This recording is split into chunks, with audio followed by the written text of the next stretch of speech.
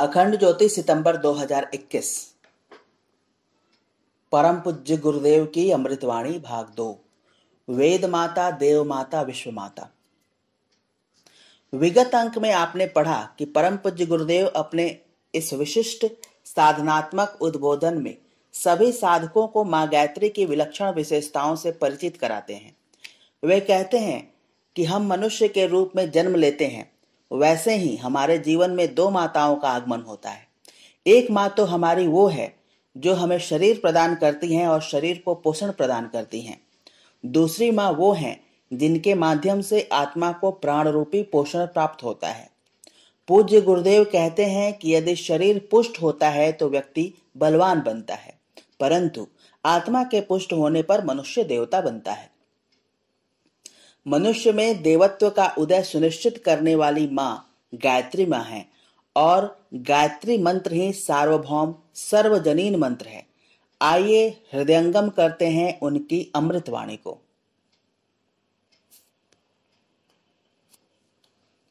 भारतीय संस्कृति की जननी गायत्री माता। मित्रों, मेरे कहने का उद्देश्य यह था कि हमारी वह मां जिसका हमने दूध पीना छोड़ दिया, दूध हमको नहीं मिल सका, दूध से हम अलग हो गए, हमारी मां हमसे अलग कर दी गई और हम अपनी मां से अलग हो गए। मां से अलग होने के बाद में कितना नुकसान उठाया, हमने बहुत नुकसान उठाया। पिछले दिनों में न जाने कौन आया जिसने हम मां बेटे को अलग कर दिया। मां अलग इधर रह गई, खूंटे से बांध दी गई और बच्चा रंभाता रहा, पुकारता रहा और उसके गले में भी रस्सी बांध दी गई। दोनों को अलग अलग रस्सी से बांध दिया गया और एक समय ऐसा भी आया जब मां के थन सूख गए और बच्चे को बिना दूध के रहना पड़ा।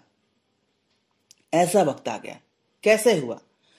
हमारे पड़ोसियों ने हमसे कहा, गायत्री माता, जिसको आप कामधेनु भी कह सकते हैं, जो हमारी भारतीय संस्कृति की जननी है, जिसको आप बीजाक्षर कह सकते हैं, यह वह बीज है जिससे दरख्त पैदा होता है।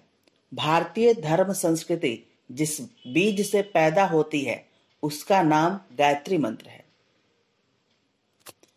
साथियों, उसकी बाबत हमारे मित्रों ने कहा, इसको 3 बार नहीं जप सकते, उपासना नहीं कर सकते। एक कौन जप सकता है? इसका मतलब है कि 3/4 आदमी उससे ताल्लुक नहीं रख सकते। उस पर 1/4 आदमियों का ही अधिकार है। सूरज पर सबका अधिकार है, हवा पर सबका अधिकार है, बादलों पर सबका अधिकार है, जमीन पर सबका अधिकार है। जब भगवान की बनाई चीजों पर सबका अधिकार है तो फिर गायत्री पर क्यों नहीं? फिर मां को अलग करने वाले लोगों ने यह कहना शुरू कर दिया कि गायत्री सिर्फ ब्राह्मणों की है। फिर एक और आया, उसने एक और बात कह दी कि गायत्री की सिर्फ मर्द उपासना कर सकते हैं, औरतें नहीं कर सकती। उन पर उन 4 में से फिर आधा हिस्सा और कट गया। 1/8 की मां बता दी गई और अब 8 बच्चों में से 7 बच्चे मां का दूध नहीं पी सकते। केवल 1 बच्चा पी सकता है, मर्द ब्राह्मण। औरत ब्राह्मण नहीं पी सकती।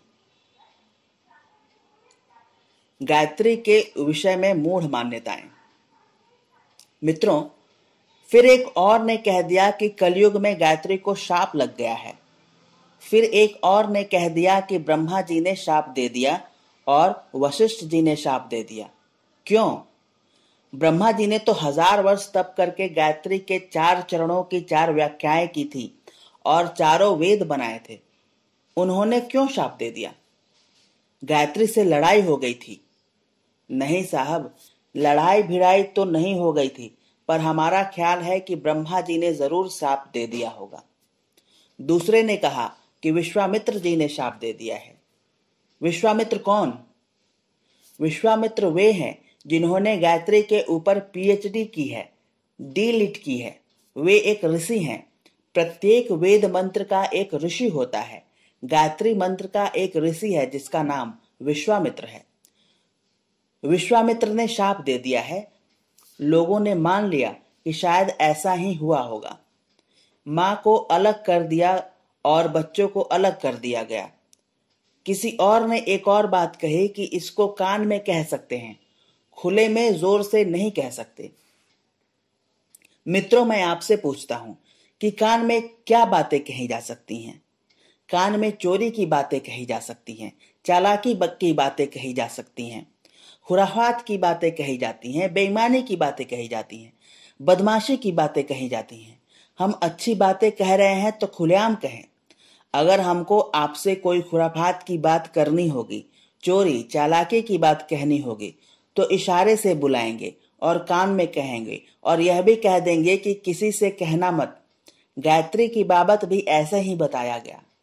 हम क्या कह सकते हैं? मित्रों, अंधकार युग में माँ और बच्चे को अलग कर दिया गया। गायत्री, जो हमारी भारतीय संस्कृति की जननी थी, उसके बारे में हम आपको क्या बताएं? गायत्री हिंदू धर्म का मूल है। मुस्लिम धर्म का एक सूत्र है, उसका नाम है कलमा, और हिंदू का एक सूत्र है जिसका नाम है गायत्री। गायत्री के 4 चरणों की व्याख्याएं वेदों में हुई है। वेदों में ही नहीं, पुराणों में भी हुई है। लोगों को समझने में दिक्कत पड़ी। उन्होंने कहा, साहब हमको बात समझाइए, कुछ समझ नहीं आता है, यह फिलॉसफी समझ नहीं आती है, यह ज्ञान समझ नहीं आता। तब ऋषियों ने कहा कि हम आपको सरल तरीके से समझा देते हैं।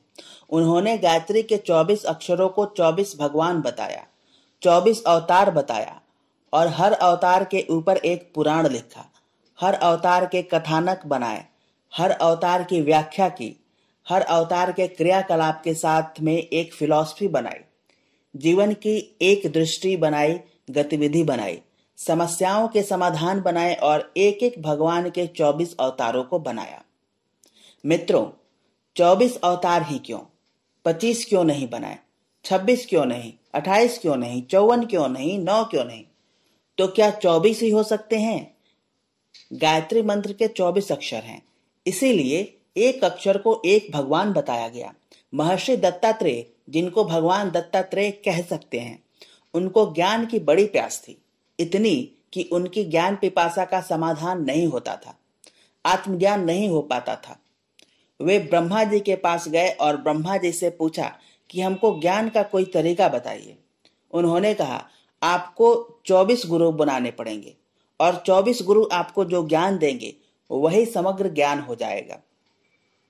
भगवान दत्तात्रेय ने 24 गुरु बनाए हैं। आप उनकी 24 गुरुओं की कथा पढ़िए। 24 गुरुओं से दीक्षा लेने के बाद में दत्तात्रेय जी ज्ञान में पारंगत हो गए और वे भगवान हो गए, जीवन मुक्त हो गए। जो कुछ भी होना था सो हो गए। क्यों साहब? 24 गुरु ही क्यों? 28 क्यों नहीं? 11 क्यों नहीं? 29 क्यों नहीं? 56 क्यों नहीं? 24 ही क्यों? 24 इसलिए कि गायत्री के 24 अक्षर हैं, जो हैं गायत्री। यही गुरु हैं जिनमें से प्रत्येक अक्षर के अंदर एक समग्र चीज बनी है। समाप्त।